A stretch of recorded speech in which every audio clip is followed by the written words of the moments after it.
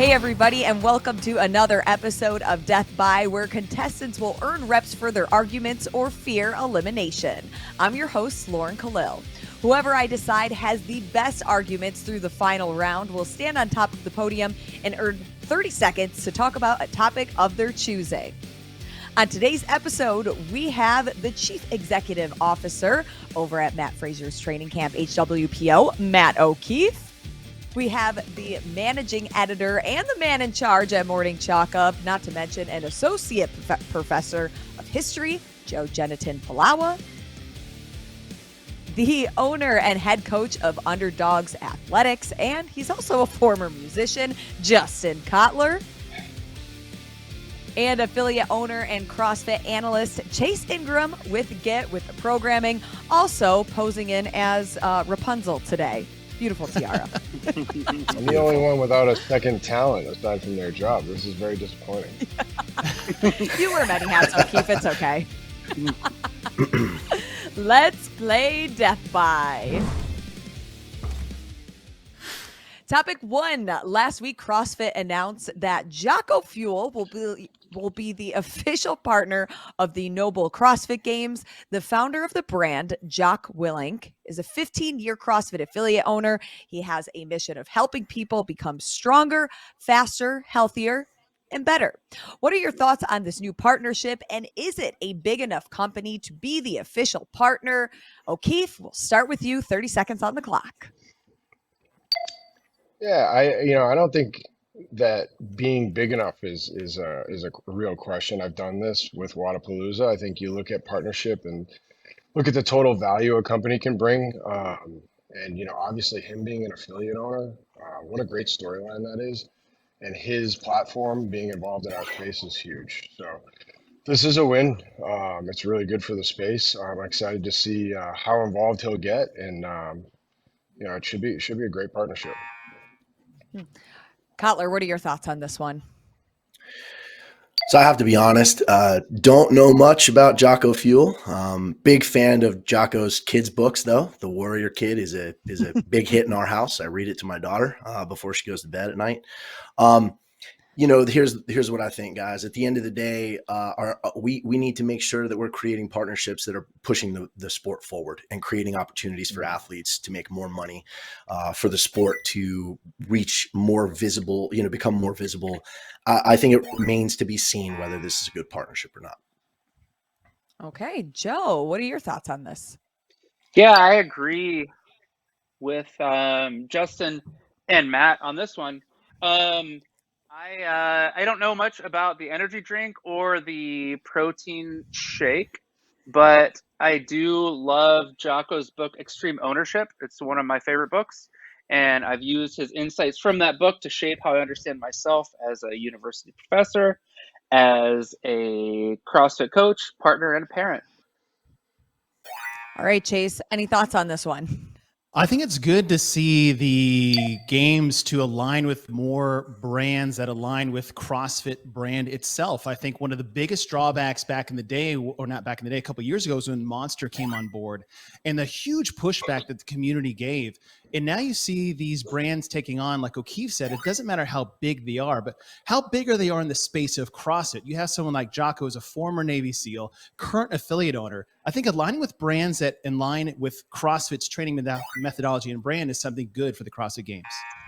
At the end of round number 1, we have Chase the Princess leading the way with 3 points, followed by Cotler with 2. He has a little bit less hair than Chase right now. And Joe and O'Keefe tied with 1 point. On to topic number 2.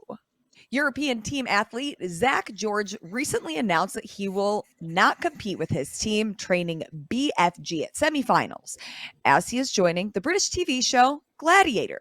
CrossFit athletes like Danny Spiegel, Matt Chan, Margot Alvarez, just to name a few, have been contestants on shows like the Titan Games. So do you think that shows like these, where CrossFit athletes are the main characters, is a good representation of CrossFit on a bigger scale? Now we got 45 seconds on the clock. Joe, we'll start with you. I think you were accidentally leaning on that point button on Chase's answer. in the last round. But here's what I will say. CrossFit is still a niche space for us. And despite its incredible growth, I do think that Matt Chan, Danny Spiegel, Margot Alvarez appearing on the Titan Games was amazing. They crushed it. I mean, they literally crushed the competition and showed how useful the methodology is in how translatable it is to any other thing. The only thing that I didn't like about it is they weren't called CrossFitters or CrossFit athletes. They were called influencers and other things. So we got to be on the same team, but I think it's great for the sport. O'Keefe, what are your thoughts? And do you think that shows like this should acknowledge that they are CrossFitters? Well, first, they should acknowledge that they're CrossFitters. I mean, that's what they are. That's where they've competed and built their platform. So I think that's fair. This is awesome. I've been a part of a lot of this with athletes over the years, movies, Burkett's, Matt Fraser was in some shows and movies. Anytime you see something like this, it's great for the space and it's proper recognition. I mean, these kids work really hard. They have influential platforms, especially something like Zach's doing, where it's applicable to how he's trained. He looks the part. He is a fantastic guy, by the way. I'm really, really happy for him. This is just big for the space. Anytime there's a platform globally that has a bigger audience that we can talk about CrossFit on, it's a huge win. Cotler, what's your take on this, especially also working with athletes? Yeah, I'd like to take it a step further. I think that this is what's been missing in CrossFit. I'm a huge fan of the Netflix show Drive to Survive, the F1 show. And I've felt for a long time that something like that for CrossFit, partnering with a network, creating a reality TV show, especially now that we have camps, would be an absolutely unbelievable way for CrossFit to reach the world. And like Joe said, it's a niche sport, but it would be a way for it to become a household name. And I think these are the steps that we need to take. And obviously this is great for Zach, but I think we need to look at this on a much bigger scale. Ooh, I kind of like the idea of a reality TV show of training camps. I think that's a whole other topic that we can have for another time to see how we can start working that into the mix. Chase, what are your thoughts on this specific topic? I think Justin nailed it about having some type of catalyst outside of the CrossFit space and the media space like Netflix and what that did for Formula One. One thing on Netflix is the Physical 100. That's a big test that I would love to see more CrossFit athletes into. And people forget the Broken Skull Challenge with Stone Cold Steve Austin and what Tommy Hackenbrook did for CrossFit athletes in the space, and obviously what the Titan Games brought to it. I think a big thing here is, as long as we're getting showcased and showing our dominance is a positive thing. I think if we're out there getting schooled and worked, people would take that the wrong direction and almost double back on us. But I love seeing CrossFit athletes in the space. But like Oki said, I want more recognition that they are doing CrossFit in these shows. All right, guys, at the end of round number 2, we have a two-way tie with Justin Cotler, Chase Ingraham in first, and second place, just trailing behind, is Matt O'Keefe with 3 points. Oh, Cotler's trying to intimidate everybody, and I'm sorry, Joe Genetin-Pilawa with 2 points.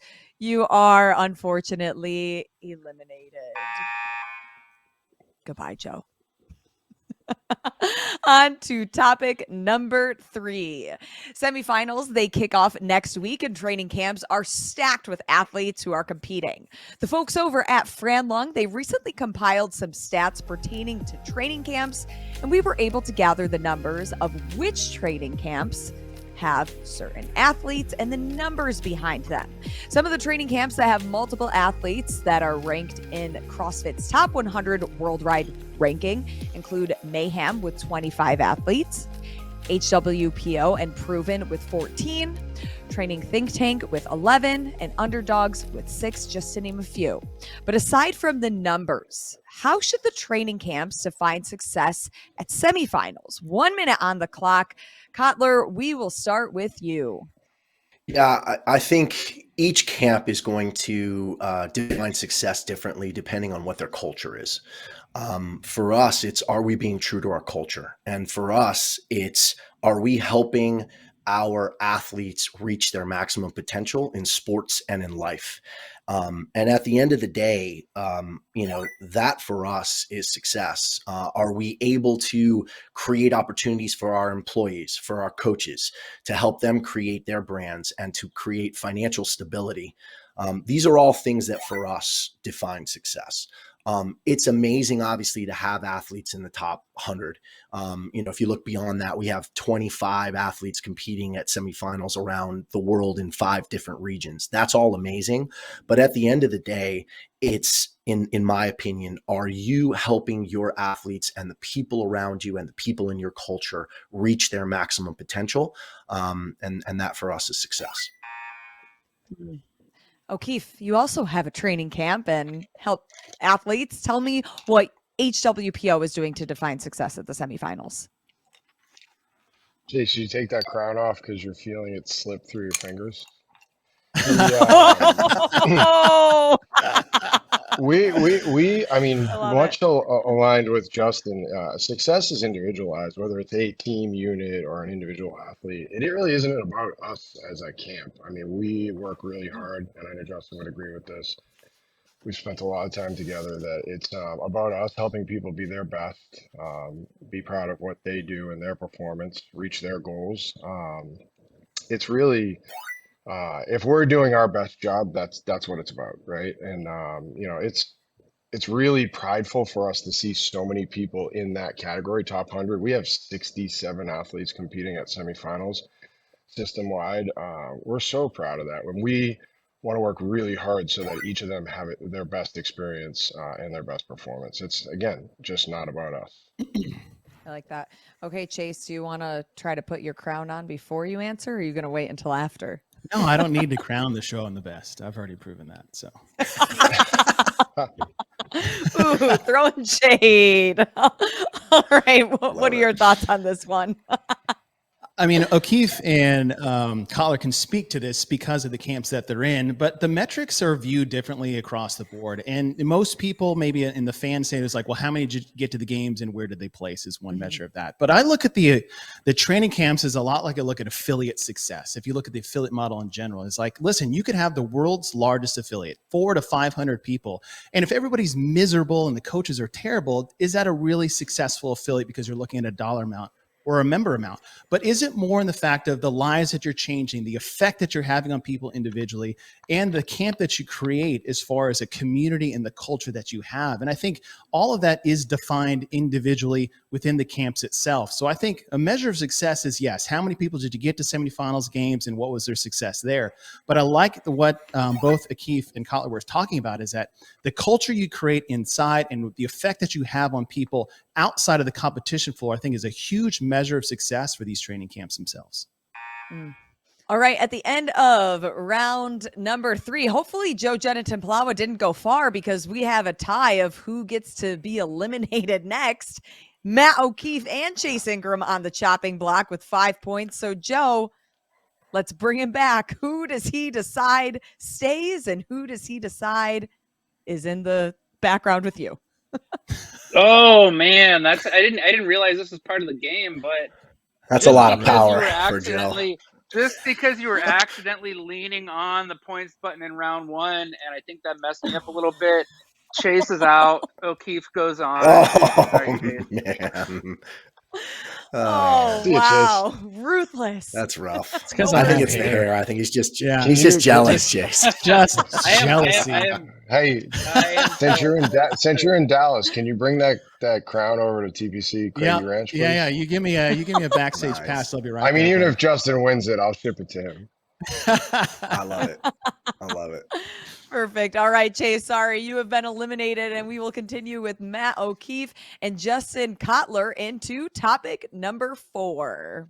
At the time of this recording, CrossFit has only released the team workouts for semifinals, but if you go to several top-level CrossFit Games athletes' Instagram stories, over the past couple of weeks, I've seen dozens of them posting strict ring muscle-ups and or strict bar muscle-ups. So if CrossFit does in fact program these at semifinals, do you love it or do you hate it? 1 minute on the clock. O'Keefe, I'll let you start this round. I have a feeling that Justin and I are going to probably be in agreement here. I hate both of them, to be honest with you. It was a train wreck in whatever year that was that they did the strict ring. It's too hard to judge. I've watched some of it around our camp, and then others that train with us. Because of the reaction to strict bar muscle ups being programmed. I just don't think it's going to be pretty. First of all, for one, and I don't know what we're testing there. Right? And Justin's more of an expert on that than I am, but I want to see races. I do know skill is involved in some of this stuff, but that's super hard to judge. It becomes super subjective. We need objective measures for who the best is, and that's not one of them. So I'm just not a fan of the strict bar muscle up, strict ring muscle up. I think we can do other things. Cotler, do you love it or do you hate it? Yeah, I hate it. Without question. You see sometimes that they'll program these things on the main site. So strict bar muscle ups just came up, strict toe to bar just came up. Guys, I think we have to remember something here. This is a sport. This is entertainment. We have to make this thing spectator friendly. We have to create exciting programming with exciting races. Do we want this to reach the masses, or do we want this to die? Like strict muscle ups, strict, whether it's ring or bar, they're so difficult to judge. They slow down the pace of everything. And I get a little bit worried now that we're seeing Boz flexing his acrobat kind of skill muscles as opposed to trying to create the most entertaining tests and races for people. So I'm a little bit nervous that we're going to see it at some point in time, and I freaking hate it. All right, we We got probably both just of you that are guaranteed we're going to hating see it. it with. I know. I probably did. You're probably gonna watch this and just be like, "Screw that Cotler, that they're in." And by the time this posts, I also bet that the programming will be out. So I'm telling you, we didn't know by the time we were recording it. At the end of round number 4, we have Cotler still leading the way with 9 points. Matt O'Keefe, you got a couple points to earn in this last one if you want to take that crown, with 7 going into the final round. Here we go. Topic number 5. And speaking of training camps, many offer online programming templates that affiliates can purchase. But are these templates hurting the in-person CrossFit affiliate model of not having coaches programmed specifically for the community members? 1 minute on the clock. Matt O'Keefe, we will let you begin. Yeah, we currently don't at HWPO offer affiliate programming, but I've thought a lot about this. We've been back and forth on it the last over a year. I think it's a great service for the affiliates. Programming's hard, and there's so many great resources out there that do it really well, and you can concentrate on coaching. So I think that's I know at least if we approach that market, we wouldn't want to coach coaches. We would want to provide good programming for coaches to be their best and not have to deal with that time factor. I mean, programming takes a lot of time. So I don't think it's hurting. I don't think anything that these programming platforms are doing hurts anything in the affiliate. We get more people doing CrossFit. We drive more people to a CrossFit affiliate, and we build products that support their training. Again, it's a really hard thing to do on a weekly basis and be good at. And there's tons of people that are best in class in camps like ours that can help with it. Cotler, what's your take on this one? Yeah, similar to HWPO, we don't have affiliate programming at the moment, but it is something that we've been looking at and thinking about doing. At the end of the day, I agree with Matt in the sense that anything that can push people towards being fit and that can help them with fitness is, I think, a positive. But I think more than that, for us, what we would want to do is we would want to help create success for the affiliate. The last thing that we would want to do is take anything away from them. So ultimately, if we were going to put an affiliate program together, it would be to make things as easy as humanly possible for the affiliate to deliver that in the best possible way for their members. I've owned an affiliate for 10 years. I know what it's like. It's extremely difficult to program for an affiliate, to keep it fresh. There's always people complaining. And at the end of the day, if you can create a system or have a system that helps with that, that's huge.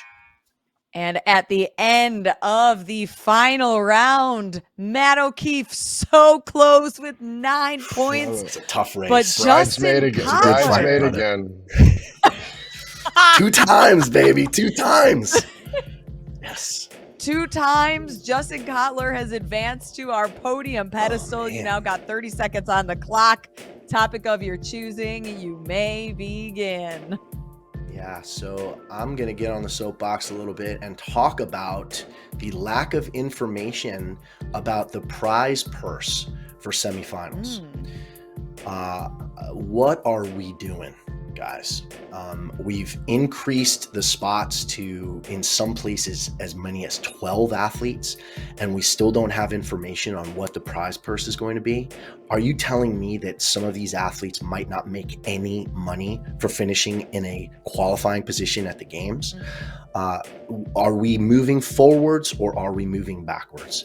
The lack of transparency on this issue is not only worrisome, but it's unacceptable. And in my opinion, it's something that needs to be talked about. And I can't believe people aren't talking about it. So I'm bringing it to the table because it's something that we need to start talking about immediately. And we need to start putting pressure on HQ about it. Justin Cotler, our 2-time champion. Thank you so much for everybody being here. Matt O'Keefe, Joe Genetin-Pilawa, Justin Cotler, Chase Ingraham. It was another showdown, a fight for that podium spot. Congratulations. We'll see who is our champion next time. We will be taking a break for a couple of weeks because we're all traveling to semifinals, but we will continue to give you guys content where you can find it on our Instagram Live. We'll be doing some special things during semifinals, but you can always check all of our coverage, semifinals coverage, athlete interviews on our YouTube channel, and you can become a Patreon for exclusive content. For now, thanks for joining us. I'm Lauren Kalil. For everybody at Talking Elite Fitness, thanks, and we'll see you next time.